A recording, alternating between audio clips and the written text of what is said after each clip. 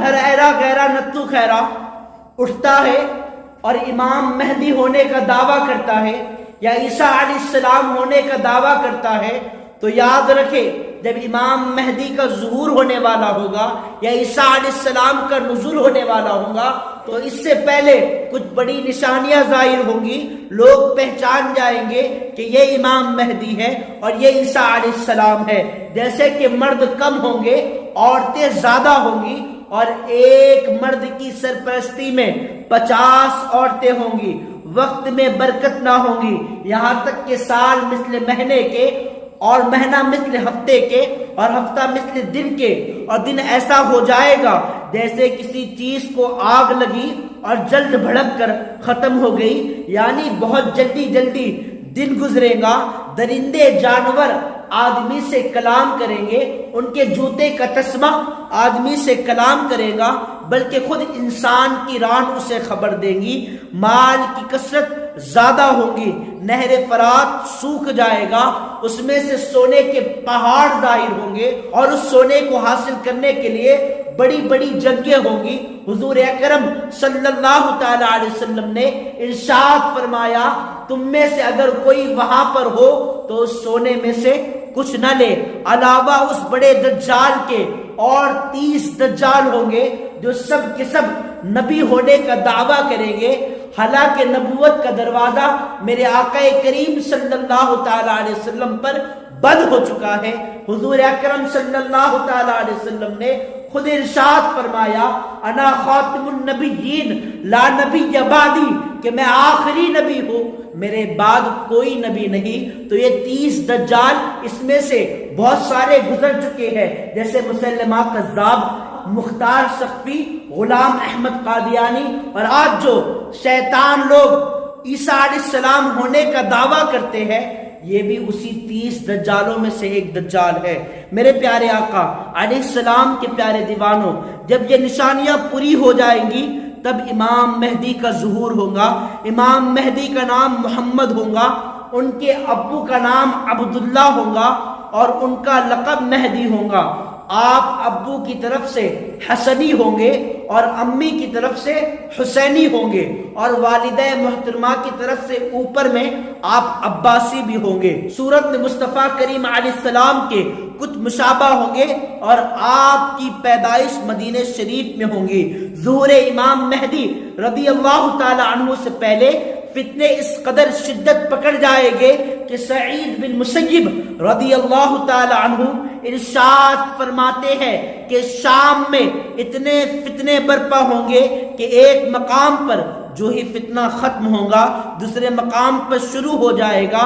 فرمایا کہ یہ فتنے جب تک نہیں رکیں گے جب تک کہ آسمان سے یہ اعلان نہ ہو جائے کہ تمہارا امیر فلاں ہے۔ سفیانی اپنی فوج حضرت امام مہدی رضی اللہ تعالی عنہ پر حملہ کرنے کے لیے بھیجے گا تو وہ فوج بیضا کے مقام پر زمین کے اندر دھس جائیں گی۔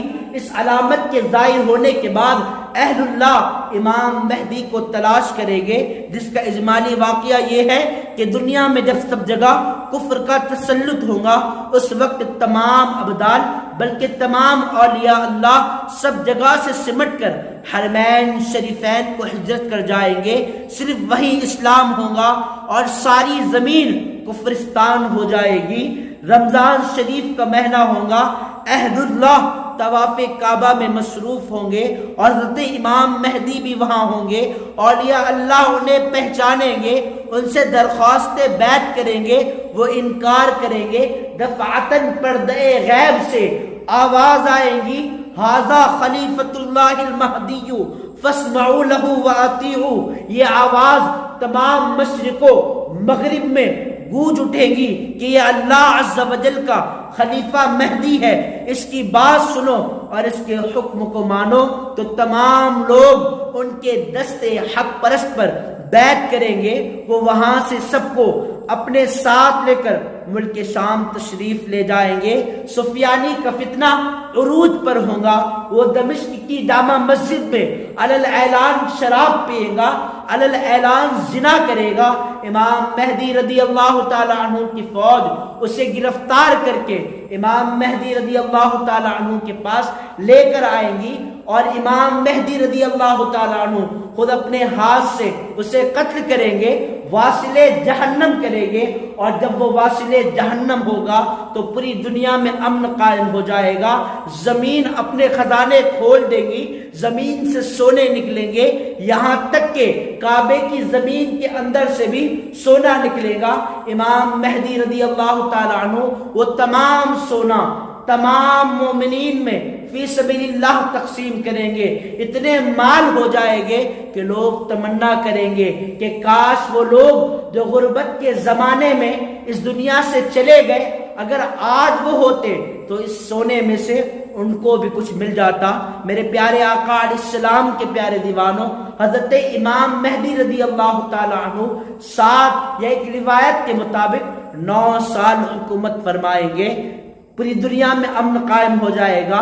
پھر دجال کا فتنہ ظاہر ہوگا، دجال کے ساتھ یہودیوں کی فوجیں ہوں گی، اس کی پیشانی پر کافرہ یعنی کافر لکھا ہوا ہوگا، اور وہ خدائی کا دعویٰ کرے گا۔ اس کے ایک ہاتھ میں باغ اور دوسرے ہاتھ میں آگ ہوگا، وہ باغ کے نام پر لوگوں کو آگ میں ڈالے گا۔ جب وہ ساری دنیا میں پھر کر ملک شام کو جائے گا، اس وقت حضرت عیسیٰ علیہ السلام آسمان سے دمشق کی جامع مسجد کے مینارے پر نزول فرمائیں گے۔ صبح کا وقت ہوگا، نماز فجر کے لیے اقامت ہو چکی ہوں گی۔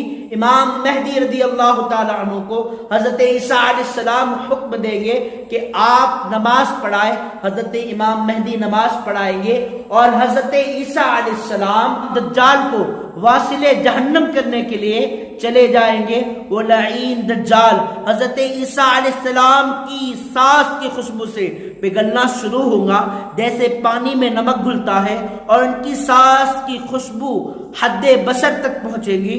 وہ بھاگے گا، یہ تعاقب فرمائیں گے اور اس کی پیٹھ میں نیزہ مار کر اسے واصل جہنم کر دیں گے۔ دجال کے قتل کے بعد حضرت عیسیٰ علیہ السلام کو حکم الہی ہوگا کہ مسلمانوں کو لے کر کوہ طور پر چلے جاؤ، اس لیے کہ ایسے لوگ ظاہر ہوں گے جن سے لڑنے کی طاقت کسی کے اندر نہیں ہوگی۔ یاجوج و ماجوج کا خروج ہوگا، وہ ساری دنیا میں فتنہ برپا کریں گے، قتل و غارت کریں گے۔ پھر حضرت عیسیٰ علیہ السلام اپنے ساتھیوں کے ساتھ دعا کریں گے، اللہ تبارک و تعالی یاجوج اور ماجوج کی گردن میں ایک کیڑے پیدا کرے گا، اس کیڑے کی وجہ سے وہ مرنا شروع ہو جائیں گے اور ایک لمحے کے اندر ان کا بھی خاتمہ ہو جائے گا۔ تو وہ لوگ جو امام مہدی ہونے کا دعویٰ کرتے ہیں، وہ لوگ جو عیسیٰ علیہ السلام ہونے کا دعویٰ کرتے ہیں، تو جس طریقے سے جب سورج طلوع ہوتا ہے تو کوئی اعلان نہیں کرتا کہ سورج طلوع ہو گیا ہے، سورج طلوع ہو گیا ہے، نہیں، بلکہ اس کی حسین کرنوں سے لوگ اندازہ لگا لیتے ہیں کہ سورج طلوع ہو گیا ہے۔ جب امام مہدی کے ظہور کا وقت آئے گا یا عیسیٰ علیہ السلام کے نزول کا وقت آئے گا تو رب تبارک و تعالیٰ کی جانب سے ایسی نشانیاں ظاہر ہوں گی، ایسی نشانیاں ظاہر ہوں گی کہ لوگ پہچانیں گے کہ یہ امام مہدی ہے اور یہ عیسیٰ علیہ السلام ہے۔ جب امام مہدی کا ظہور ہوگا تو سب سے پہلے علماء حق، علماء ربانیین ان کو پہچانیں گے اور ان کے دستے حق پرست پر بیعت کریں گے۔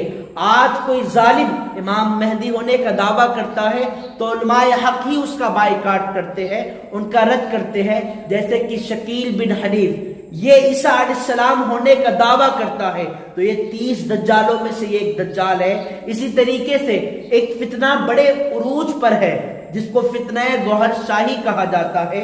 اس فتنے کا بانی ہے ریاض احمد گوہر شاہی۔ یہ 1940 میں پڑوس ملک میں پیدا ہوا اور 10ویں تک پڑھائی کی، پھر ویلڈنگ وغیرہ کے کام میں مصروف ہو گیا، وہاں پر زیادہ پیسہ نہیں ملا تو بابا گیری شروع کر دیا۔ بابا گیری شروع کرنے کے بعد پھر لوگ اس سے جب مرید ہونے لگے تو پھر یہ بکواس کرنے لگا کہ میں نے فلاں دربار میں چلا کیا تو مجھ پر 10 پارے نازل ہوئے۔ پھر اس نے ایک لڑکی کے ساتھ زناکاری کیا اور اس کو قتل کر دیا۔ پھر اس کے گھر والوں نے ایکشن لیا تو یہ فرار ہو گیا اور لندن میں جا کر رہنے لگا۔ وہاں کے لوگوں نے اس کو بہت سپورٹ کیا، اس لیے کہ لندن والوں کا یہ نظریہ ہے اسلام میں فتنہ پھیلانے کے لیے وہ کوئی بھی حد پار کر لیتے ہیں، تو اس کو لوگوں نے سپورٹ کیا اور یہاں تک کہ وہاں پہ اس نے فتنہ خوب پھیلایا اور وہ جب مر گیا تو اس کی لاش کو یہ لوگ لے کر بیٹھ گئے کہ اب آئیں گا. جب اس کی لاش سڑنے لگی تو پڑوس ملک میں بھجا کر اس کو وہاں پر دفن کر دیا گیا. اب اسی کا مرید یونس الگوہری فتنہ پھیلا رہا ہے. آج کے دور کا یہ سب سے بڑا فتنہ ہے. کلمے میں کیا کہتا ہے؟ لا الہ الا اللہ کی جگہ الا ریاض کہتا ہے. لا الہ الا ریاض، لا الہ الا ریاض. کوئی اس سے کچھ پوچھنے کے لیے آیا کہ مجھے فلاں پرابلم ہے کیا کرو، تو اس نے قرۃ عین بک یا رسول اللہ کی جگہ کہا قرۃ عین بک یا ریاض کہا. میں نے کہا کہ کسی کی اگر آنکھیں خراب ہوں اور دم کرانے کے لیے آئے جی تو پھر جو ہے یہ والے لفظ بولے جی قرۃ العین بک یا گوہر شاہی، قرۃ العین بک یا گوہر شاہی. اس کے باطل عقائد اور باطل معاملات کو سنیں، آپ خود فیصلہ کریں. تو انسان کے ہاتھ پاؤں ہیں کیوں ہیں؟ اس لیے کہ اللہ کے تھے. انسان کی ناک کیوں ہے؟ کیونکہ اللہ کی ہے. انسان کی آنکھیں کیوں ہیں؟ اس لیے کہ اللہ کی ہیں. مجھے اللہ نے کہا کہ یونس تیرا جو مرشد ہے نا وہ میرا بھی رب ہے، تیرا جو مرشد ہے نا وہ میرا بھی رب ہے. مجھے اللہ نے کہا کہ وہ تو ایک نوجوان لڑکا ہے، کہ وہ تو ایک نوجوان لڑکا ہے جو بیٹھا ہوا ہے وہاں پر، جو اللہ کا جو قد ہے، اللہ کی جو ہائٹ ہے، جو اللہ کا جو قد ہے، اللہ کی جو ہائٹ ہے جو ہے زیادہ بڑی نہیں ہے، 7 فیٹ ہوگی، 7 فیٹ ہوگی. کیونکہ اللہ جو ہے ذہنی مریض ہے، کیونکہ اللہ جو ہے ذہنی مریض ہے. یہ تصوف اور روحانیت کے نام پر لوگوں کو گمراہ کر رہا ہے. آپ اس کی ویڈیو انٹرنیٹ پر جا کر سنیں تاکہ آپ اس کی اصلیت جانیں کہ اللہ تبارک و تعالیٰ کے متعلق اس کے عقائد اور نظریات کیا ہے. یہ کہتا ہے سب اللہ کو سجدہ کرتے ہیں اور اللہ تبارک و تعالیٰ میرے مرشد ریاض کو سجدہ کرتا ہے اور میرا مرشد وہ ہے جو رب کا بھی رب ہے. ایسے اس کے گندے عقائد و نظریات ہیں. اس سے بچے، یہ اس دور کا سب سے بڑا فتنہ ہے. سوشل میڈیا پر یہ ایکٹیو ہوتا ہے، تصوف اور روحانیت کے نام پر لوگوں کو گمراہ کر رہا ہے، مولا کائنات کی بات کر کے لوگوں کو گمراہ کر رہا ہے. اس فتنے سے بچے. اللہ تعالی ہمیں اور آپ کو کہنے اور سننے سے زیادہ عمل خیر کی توفیق مرحمت فرمائے.